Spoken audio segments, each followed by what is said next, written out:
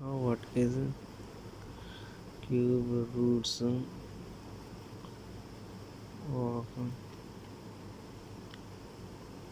unity? These are the cube roots of unity. So that's why, therefore, let's suppose we have x cube is equals to 1. So that's why we can say that such that we can say that x cube minus 1 is equals to 0. So here the roots are, when we factorize this, these roots are x minus 1 x square plus x plus 1 is equals to 0. So that's why we have the 2 x minus 1 is equals to 0, and second root is x square plus x plus 1 is equals to 0. So x minus, first of all we have to solve the x minus 1 is equals to 0. So we can say that x is equals to 1, and second equation is x square plus x plus 1.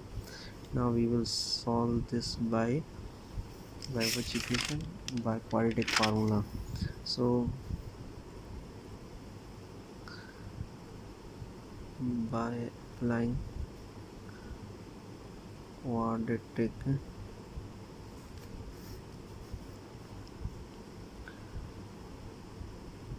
formula, अच्छा quadratic formula कौन सा है? x is equals to minus b plus minus under root b square minus 4ac upon 2a. So that's why we can say that and here a is equals to 1, b is equals to 1, and c is equals to 1.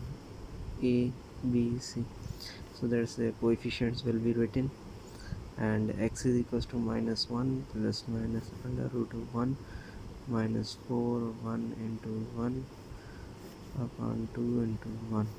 So that's why we can say that minus 1 plus minus under root of 1 minus 4 and 2. So that's why we can say that minus 1 plus minus under root of minus 3 upon 2. Here we will find that x is equals to minus 1 plus minus 1